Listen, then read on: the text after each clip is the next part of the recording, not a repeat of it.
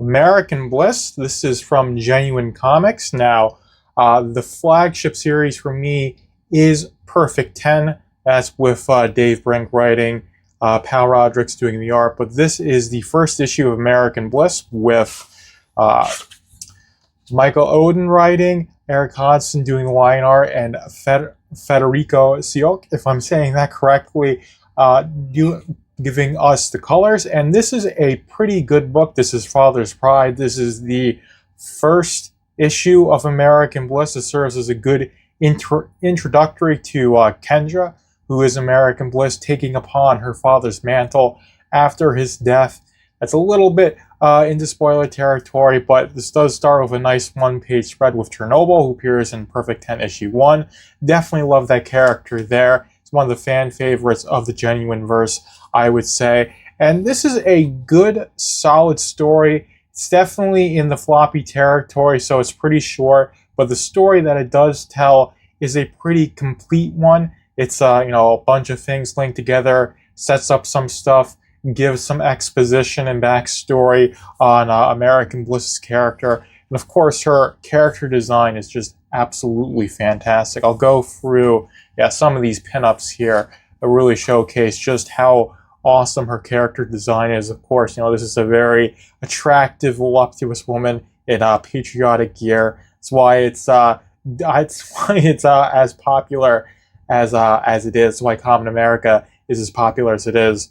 But this character is, very gripping to me because of just this design that she has, right? Just the striking red, white, and blue. Like I said, the voluptuous character design, but she's not like a bimbo or anything like that. I'd say she's a pretty competent character. She's definitely cool and in control of things, and she's definitely capable. So it's not like this damsel in distress or just this character that exists just to be a pretty set piece.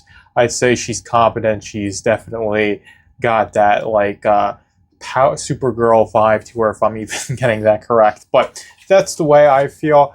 I think there is some points where this art gets a little bit stiff. This two-page spread's supposed to look pretty cool, and it does for the most part, but it doesn't feel as dynamic as it could. And then, of course, having it show up a couple pages later, it just doesn't feel as dynamic in every single scene as it possibly could. But it's not necessarily a bad book artistically. It's definitely drawn very well. There are some scenes that are definitely a bit stiff, but having these good character designs, having a story that makes sense and is plotted well, really makes up for it, and the fact that this contributes to the Genuine verse. There's this whole superhero comic book universe being built around the brand of Genuine Comics, right? And this adds to it, does give you some more intrigue and interest on that, and definitely not only giving you an insight into American Bliss's story, but having this insight into the entire universe that she lives in as well. So I definitely think that's interesting. Of course, you've got her personal relationships with her brother and her boyfriend, her living in the shadow of her father, and of course, having that cliffhanger be set up in the next scene, right? Or not the next scene, towards the end of the book, setting up the cliffhanger for the second issue of the book, which I say is pretty well, and it definitely, I think, earns it. So it ends on a cliffhanger, as comics are supposed to, but there's enough story here where you feel satisfied with the pages that you were given.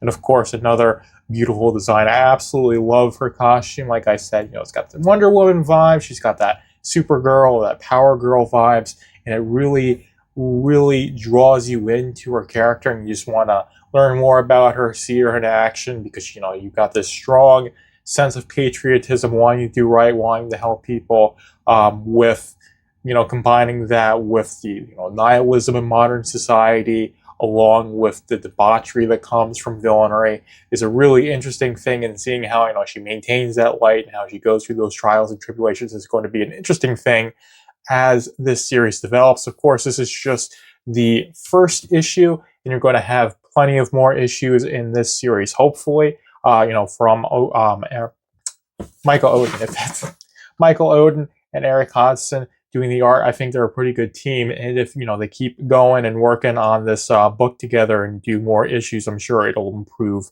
over time. But this is definitely a good first issue. It's a good introduction to American Bliss's character.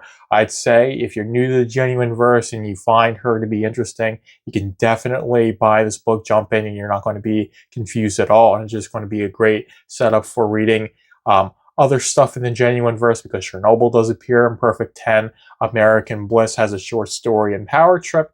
So there's definitely a good link, and I think she's going to have a good place in the Genuine Verse, and having this be a good ongoing series. I definitely think that's something Genuine Comics should do, because there's just a lot you can do with this character, and I think she's a character that's sorely needed in today's culture. Patriotic, upstanding morals, and of course, very attractive, and that's, I think, a lot of things that are missing from modern media, and it's in this book, and it's done very well, and the book is high quality.